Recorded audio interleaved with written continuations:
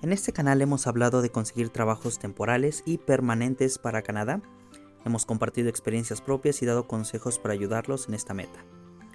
El día de hoy les mostraremos la información básica que debe contener el currículum para Canadá.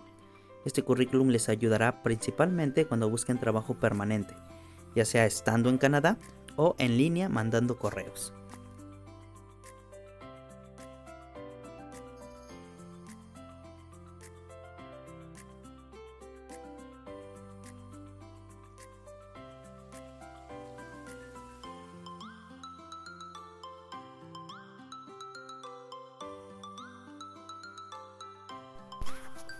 Lo primero que deben aprender es el nombre correcto para estos documentos.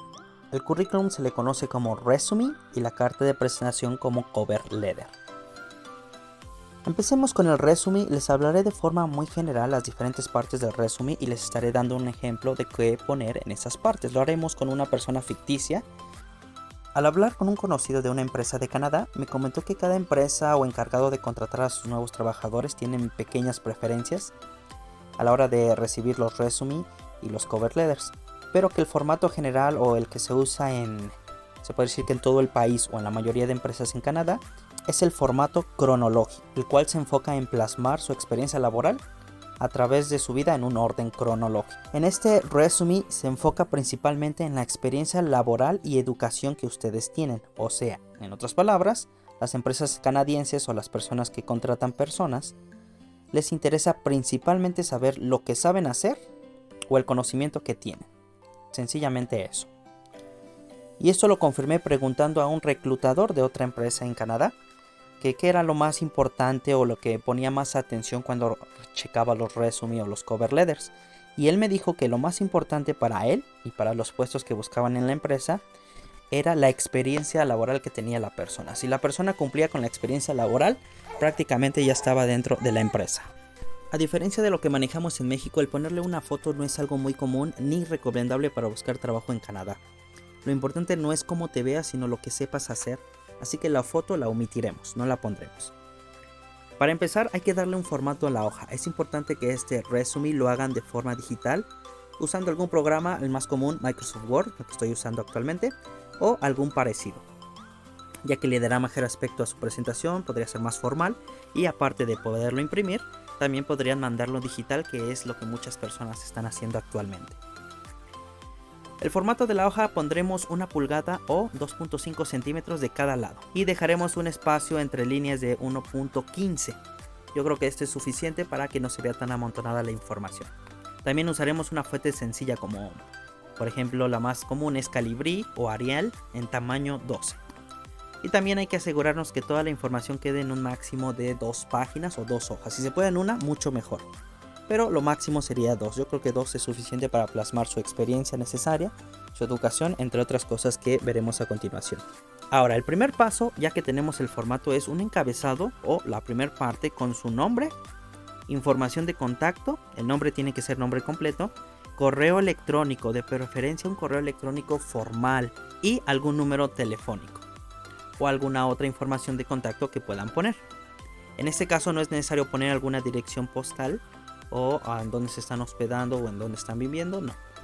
Después deben poner un resumen de su currículum o de su resume llamado summary. Si cuentan con mucha experiencia en este párrafo de introducción, resuman toda esa experiencia. Si cuentan con muy poca experiencia, pueden incluir un resumen de sus estudios o de su trayectoria académica.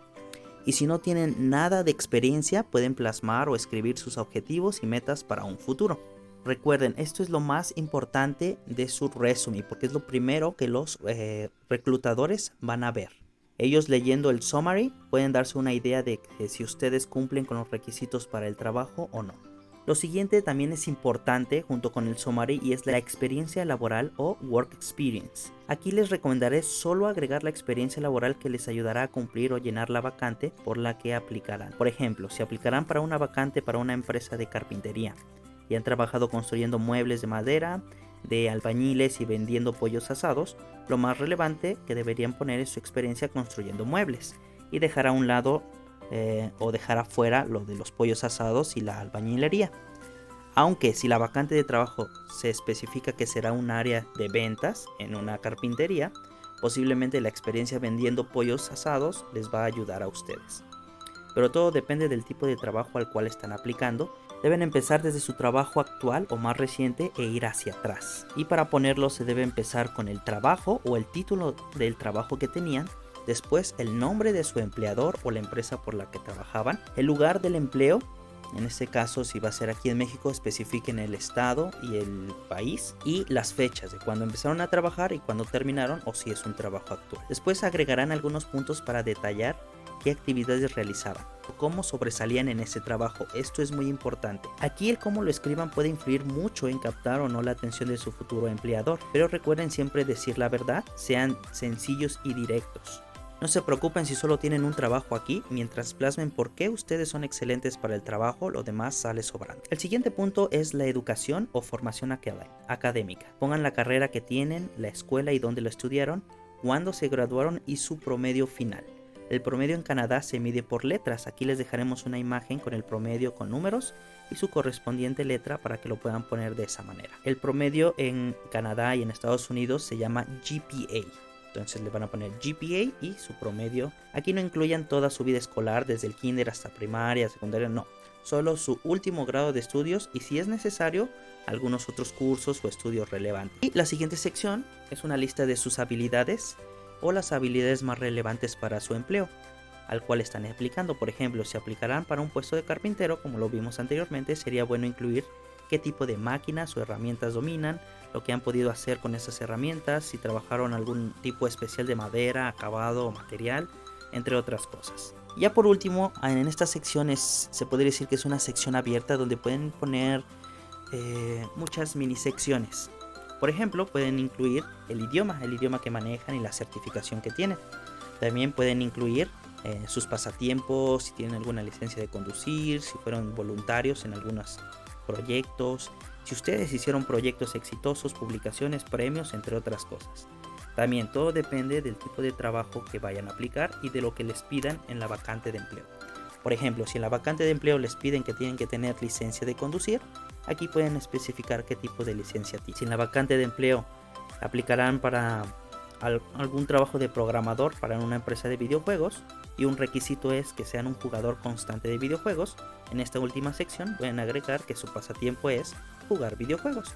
Pueden incluir cuánto tiempo dedican en ese pasatiempo, qué tipos de juegos les gusta, entre otras cosas. Nosotros aquí para el ejemplo solo incluiremos el idioma, una certificación IELTS, que es la que se usa principalmente para Canadá. Cuando la obtuvimos, el promedio general y el promedio en cada área del examen. Repetimos nuevamente, eviten poner fotos o información personal como religión, estado civil, cantidad de hijos, entre otras cosas, a menos que se los pidan en la vacante de empleo, que es muy raro que les pidan ese tipo de cosas. Y por último, y que posiblemente será muy diferente a lo que se hace o pide en México y otros países, no pongan cuánto salario esperan recibir. Como pueden ver, este es el resumen básico que ustedes deberán tener e ir modificando dependiendo del tipo de empleo al cual aplicarán. No es lo mismo aplicar para carpintero que aplicar para un maestro. Posiblemente tienen experiencia en las dos áreas, entonces mi recomendación es que tengan un currículum para carpintero, un currículum para maestro, un currículum para la empresa de construcción, entre otras cosas. Recuerden usar inglés formal y ser lo más claro posible. Esperamos que esta pequeña guía les ayude mucho y les estaremos trayendo en unos días o semanas cómo hacer su cover letter, que es una manera un poco más sencilla de hacer el resumen.